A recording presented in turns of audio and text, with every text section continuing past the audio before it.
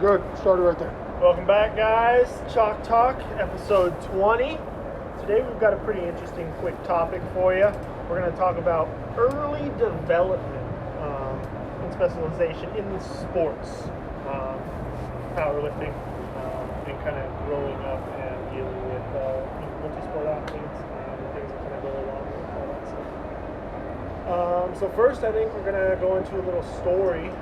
And as always, I'm here with Rob and Edward. Yo, yo. We're going to go into a little story, and I'm actually going to tell this because this is a personal story to me. And you guys have all had a little background on who I am. But in high school, I was a multi-sport athlete. I played basketball mainly. I played a few other sports. And we wanted to talk about kind of my intro into powerlifting and talk about a little bit of burnout. And so essentially, I was introduced to powerlifting after high school. Actually a few years after high school from a buddy, and at this time I did not strength train at all. I was playing basketball, and that was basically it. So a lot of cardio, a lot of agility, a lot of endurance work, but no strength training. And I got introduced to the gym here at Chalk It Up, and everyone who I knew at the time was very invested in this meet in November. I believe I came to the gym in June or July of that same year. So I only had about 3-4 months until that meet. And so not knowing anything about powerlifting or having a coach, I trained myself for 3 months. I did DUP, and I put myself through the first meet. I did okay, but I definitely overdid it, burned myself out a little bit, because after that meet, even doing pretty well, I did not come back to the gym for about 2 months after that. Why didn't you come back? And that's a question I still kind of ask myself. I don't have a particular reason on why I didn't come back. I did decent in the meet. It was my first meet ever. It was my first kind of experience with powerlifting at all.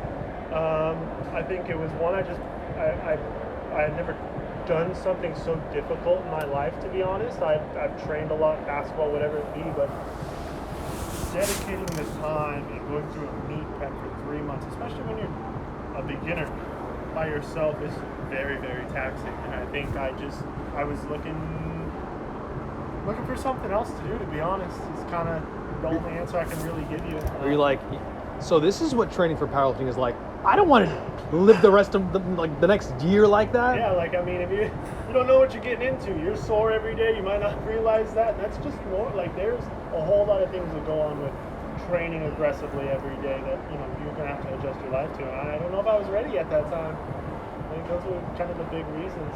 But got back in after that, worked in slowly, but felt really guilty because one, I had made friends that I didn't see for a few months after that, and a lot of the strength I had put on in those first 3 months, I lost. So it's kind of, I did it for nothing. So you think you just specialize a little bit too early, too fast? Absolutely. I think I specialized too early, too fast, and like a lot of people that I've learned have, different sports or different things they do throughout the year to give them, a little break, or give their body a break from their aggressive training or whatever it is that they do. Unless you're getting paid and are sponsored and are going to international meets and stuff, most people don't power lift or, train aggressively year round. Unless you're like kind of off in the head, or just like you have a lot of anger issues that I've noticed. Absolutely, yeah. Or there's like this, I don't know, there's some sort of intense validation seeking thing that you want.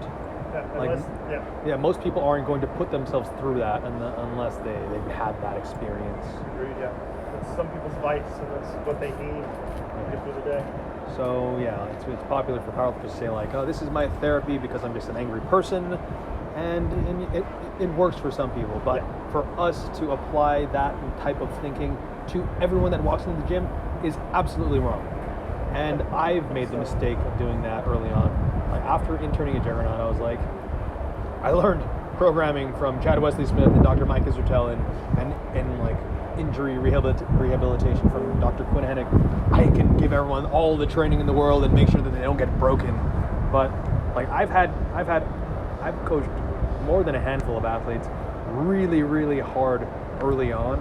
They've gotten really strong, and then they've gotten injured, but I've rehabbed them through their injuries. But like they had that same realization where it's like, this is really fun. I feel like I have really good coaching in my back pocket, but I don't know if I want to live like this for the rest of my life. I'm still like in my early 20s, And I don't want knee problems or back problems or wrist problems or whatever problems come from like dosing too much powerlifting early without having the prerequisite like capacity in your tissues for that training. Absolutely. I mean, when I got into the sport, that was the least of my worries. Was the longevity. I got really narrow-minded. It was like, this is fun. I want to be the strongest foot possible. And you forget about it. You want to feel good. Everything is great until something goes wrong. And a lot of times in powerlifting, there's a lot of things that can go wrong. Everything's Any great given until time, something's not great. everything's great until something's not great, and that will suck the life out of you because injuries are not fun to deal with, regardless if it's small or big. Injuries are not fun. And we've talked, and we brushed on this in episode 18. Is like in powerlifting, it's like in high level performance, or just like you operating near what your potential is, you're going to the risk of injury is higher. In powerlifting, it's not a matter of like if you're going to get injured, it's a matter of when you're going to get injured. Absolutely. And like this sort of tough guy mentality of like, oh, you're not a powerlifter unless you have to always wear wrist straps and like you need these knee wraps and knee sleeves to hold your knees together because you're just a broken human being. Like that is part of the tradition of powerlifting. And oftentimes in powerlifting, tradition is so strong that it trumps rational thinking, where it's like, you know what, my body's not feeling the best, but the 5 people around me are telling me to suck it up and like man up and not be a bitch, and it's like, oh, if your arms hurt, it's normal. That's part of the tradition, that's part of the paradigm of current powerlifting. And it's like you teach that paradigm to a total beginner, they're going to believe that it's like, I'm going to need to wear this elbow cuff for the rest of my life. I'm going to need to wear this elbow sleeve, knee sleeve, blah, blah, blah, blah, blah. Because like if I intend to strength train for the rest of my life, my body's probably going to be broken. Whereas if you take someone who's not in this field, it's like they understand that strength training is supposed to be this thing that boosts their health up and not like make them broken. Yes. And sometimes that takes a minute or two to learn. Another big thing too is, whether you're just starting or in it, a lot of times powerlifters are strong-minded people and they're able to push themselves to levels that, Almost too stubborn. Yeah, or too stubborn. Yeah, to push themselves to a point that a regular individual on a day-to-day basis can't. And you have to be careful of that because, myself, I have kind of a soldier archetype. Like if there's a plan or a weight or sets of reps that I need to do, I'm going to try my damnedest to do it and get it done. All of it, regardless of kind of how my body feels. And sometimes you turn the blinders on it. You can push yourself to a point where you will injure yourself. You have that capability, and understanding the ability you have to not, hold back a little bit and not go that 100% because we all have the capability of going way too far. We've all heard now that like a lot of pro athletes were multi-sport athletes in high school, and we've also heard about little Bobby, who played Little League all year round for multiple years, and then he has elbow surgery when he's 11 years old, right? And like, it's like, okay, we don't want to over-specialize our kids early on, but, I just got into this new sport of powerlifting. It's kind of cool, kind of intense. It's like an extreme sport. I'm just going to go really ham for the first year. It's like, why are we over-specializing in that? And like acknowledging that it's not good to over-specialize our kids in baseball, for example. And we need to apply that same level of thinking for like the athlete's long-term development in our own training for powerlifting. Yeah, we want, like as a beginner, we want to learn the technique, but we don't want to only powerlift for the rest of our lives. Like, because how many people, like how many kids do you meet who are like, I want to play in the NBA or I want to be a pro football player, but it's like, I don't know, your parents were like 5'2". I don't know if this is your sport. It's like, when people say they want to be serious about powerlifting, how are you certain that they're going to be serious about powerlifting and it's not just like, the people around me are serious, so for me to fit in, I'm going to tell them I want to be serious about powerlifting, right? Put them through 2 volume blocks and a strength and peaking block, and then they really make up their decision quick whether they actually want to pursue powerlifting or not. I can't even line up the number of people I've heard say they want to be serious about powerlifting. I'm not saying everybody, but they find out what the actual training is and how demanding it is and how much time outside the gym it takes, like eating and sleeping and getting your stuff and doing your laundry and Powerlifting, as much as it's a sport, it's a really, if you're going to be serious about it, it's a lifestyle. It's not really a sport because everything else has to go into it. And that's how all other sports are. Absolutely. Or just like, be good at it. if you want to be like the best at what you do, your life needs to revolve around that thing. You eat, sleep, and live that, yes. And if you're like a graphic designer, or if you're a teacher, or if you're a coach, then it's like it's imperative that you are good at what you do so that you can get paid. Absolutely. You think a surgeon's sitting around thinking about basketball? No, he's thinking about scalpels and other shit. If you play rugby in college and you have this scholarship and your scholarship is dependent on your performance and your ability to pay your tuition and your rent and blah, blah, blah, blah, blah is dependent on your performance, you are going to fucking perform your ass off. If you're just powerlifting because you want to show up at this local meet and be cool and like stroke your ego, Post on Instagram too. what the fuck kind of incentive is that? You don't need, that's, That incentive works for like a week or two. Yeah. And unless you're like this egotistical maniac who just feeds off of people stroking your ego for you, then it's like you have no incentive to like sleep 10 hours a day when you could spend some of those hours like spending time with your loved ones or spending time on other fucking hobbies you have or like playing with your dog or whatever. And it's just so, again, it's part of the tradition to be like, oh, you're powerlifting now. There's only one level. It's hardcore. That's it. And it's like we don't do that with our youth athletes. We don't tell them, oh, you want to play in the NBA, huh? You're 6 years old, little Bobby, but you want to play in the NBA? Well, we're going to do 2 days, 6 days a week and like have For the next 7 years. Yeah, and you're going to go see your chiropractor every week or like even like 3 times a week. No, we're going to ease them into it. We're going to teach them the fundamentals and build the habit of these most important things that contribute to their performance 20 years later. You speak right? for yourself. I'm breaking that shower before 10. Taking it to the limits. Gosh. But it's like if we take a step back, look at how we coach our athletes, how we like traverse the landscape of powerlifting through that lens, it's like, oh, I feel like everyone is specializing too early. And this speaks to what we've talked about in the last 2 episodes.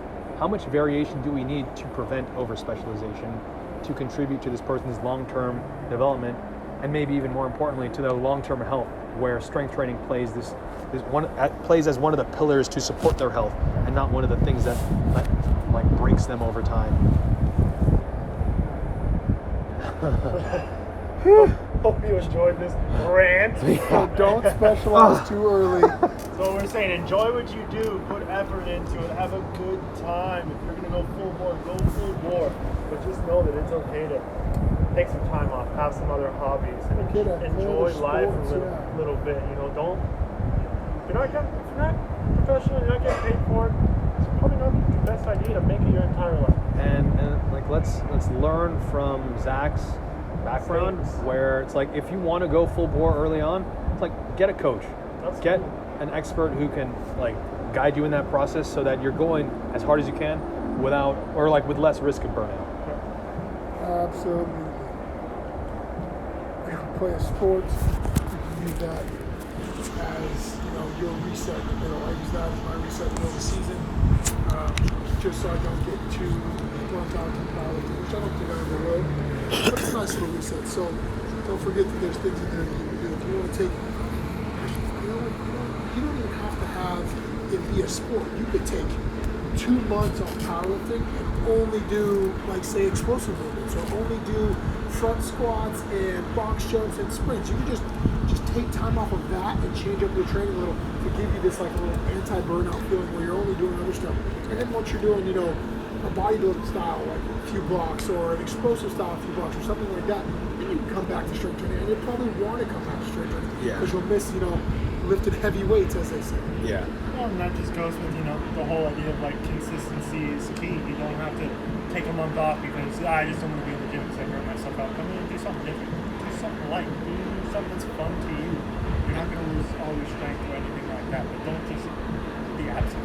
And one of the values of block periodization is that it contains these things called deloads, which so like you're going to come into the gym, you're only going to train at 50%, you're going to do half as much volume as you're used to, and you're going to feel like you're like dicking off in the gym. Yep. But it's like this is going to ingrain this idea early on that even when you're not training heavy, you can still go into the gym and practice your technique and practice all these things that will contribute to your long-term performance without you having to max out or to go really heavy. and like, yeah, instilling that idea that it's all right to go into the gym and work submaximally and even like really light. And like I've voiced myself that I want to be national champion. I want to be world champion. I am that person who's like, I'm going to early specialize in powerlifting. I'm going to be the fucking best. And I've over time developed strategies with myself and with my athletes to prevent burnout, as I've learned like the hard way early on from coaching athletes and coaching myself to that feeling that Zach mentioned of just like not wanting to be in the gym, but just sort of doing it out of habit, out of feeling the social obligation to like just see the people that you socialize with on a regular basis. And if you ever want to talk about like what are other things you can do to delay burnout or to prevent like burnout, and like how can you still come into the gym and do meaningful things that are fun and contribute to your strength, then talk to me, talk to the coaches here at Chalk It Up. Absolutely, we're always here. And that's the point of this podcast, to start this discussion so that it's like members here can know that we think about this on a regular basis. We talk about this. We've experienced these things. We've experienced burnout, injury, like short-sighted training, long-term training, all of it. Between all three of us, I mean, I think we pretty much touched on experiencing everything. Absolutely. Yeah. So I would definitely encourage anyone, come up and ask questions, man. Come up and talk to us. Ask what you think. You can drop a comment on this too, and we'll get back to you. Either way is fine, but you know, if you're a member here and you come here often, roll up and ask us a question about, hey, what else can I do so I don't specialize too early? I'm feeling a little burnout on this strength training stuff, or I want to do this, or I have a question about that. Or even recently, it's like I have this nagging back thing that's been bothering me for the last 3 months, but I haven't really told anyone about it. It's like, do I just have to live with this for the rest of my life, or is there something I can actually do about it? Or is the answer, take 2 months off the gym and don't come into the gym? It's like, come up and ask, and we'll help you with those things. Yeah. That's what we do. Take us away, man. Hope you guys enjoyed this one, got a little knowledge out of it. Share your stories with us. Once again, Rob, Edward, Zach. Chop Talk. We'll see you next time. Next time.